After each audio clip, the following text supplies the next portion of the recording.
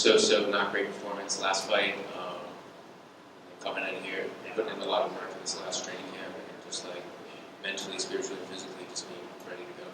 One over Jake Mathews is big. What's that mean to you? Just means like a step in the right direction, like in terms of my maturity and growth as both like a fighter and a human. For a guy like Jake who's been in the UFC for a while, he basically grew up in the UFC in his career. He's fought some of the best guys, and therefore he is one of the best guys that the UFC has to offer. So it's cool. Someone put out a stat that you have 7 knockdowns in 7 fights, and then you have 2 15-second knockouts. I mean, that's crazy, right? Pretty wild, man. But at the same time, like I take it from my football career, man. I was like idolized Sean Taylor, idolized like these Brian Dawkins, these hard-hitting defensive players that just like went out there and just lay their bodies out on the line, man. That's like, if I could do that every fight, I'd love to. That'd be like my style that I would put out there. I mean, it's pretty goddamn close comparisons. What was the game plan coming into the fight?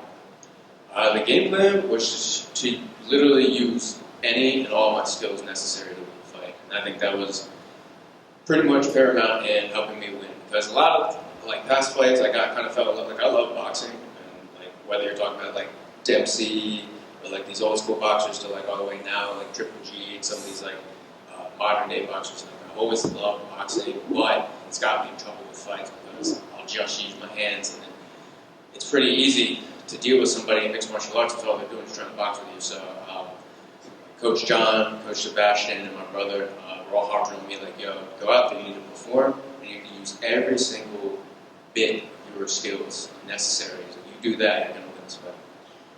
Were you surprised he was still going in that third round after dropping him? Dropping him pretty bad. No, really, man. I mean, like I said, I talked to Paul a little bit afterwards. He kind of asked me like a similar question. I was like, nah, man, not really. It's just, he's one of the toughest that there is out there. So I totally knew that he was going to be able to recover. Don't get me wrong, I was looking for the finish. But I think it was just kind of a little bit of my maturity and experience as a fighter starting to show. It's like, all right, I drop him, I'll give him a couple like hard shots to try to finish it and put it away. But once I realize, okay, I missed, all right, let's settle down before I blow my whole wad, and then he can turn it around. Do you think this is your best performance in the UFC so far? Definitely, I think so. And then kind of just rate your 2022. You went 2-1, two really impressive wins, and then a fight at UFC 277 that got the crowd. You lost, but it was still a fun fight. So just rate yourself. Yeah. Excuse me. I give myself probably like a B, maybe like a B minus or something like that.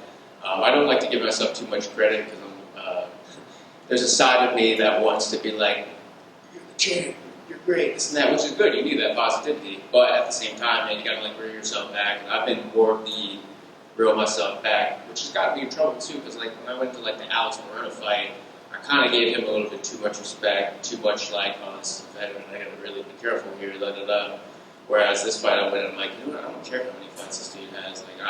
I'm a beast, man. I'm gonna go out there and show it. So awesome. And then, when would you like to return? Are you looking to get 3 fights again next year? Is there anybody? I know that you were calling for that Ian Gary fight. Is there anybody else on top of your head that you want to fight? I'm not big on call-outs, man. I think as I kind of keep getting experience, I'm going to probably start chirping a little bit more and start putting names out there and stuff like that. But at the same time, man, like I could die tomorrow and never fight again. So we'll see. I've always loved all that the UFC's offered me. Every person that they've thrown at me, I've enjoyed the challenge. I've enjoyed preparing for it. I've enjoyed the fight. So whoever they want to throw at me, I haven't had any welterweight call me out yet. So maybe I'll get a call out from somebody, and we'll see if they want to dance. But maybe after this fight, I'll start getting some people calling me out. Last two for me. Plans still with the hair? You still letting it grow? Oh, of course. Yeah. I think we talked about this before, man. I think when we were doing an interview, I was like, man, I'm going to grow this hair out, and then I'm telling you, when I'm retired, that's when it's coming off.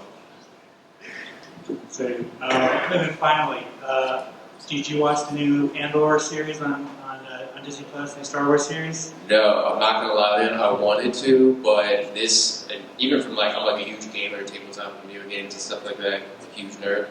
I put that stuff aside this training camp reluctantly because I needed to focus on this fight. So that's probably going to be a common thing for me. I'll save the getting hardcore into the gaming for when I'm kind of like recovering and not so much in training camp. But I am going to probably get right on the Andor. So it seems like you're going to have enough time to binge watching some shows. Of course. Congrats. Thanks, brother.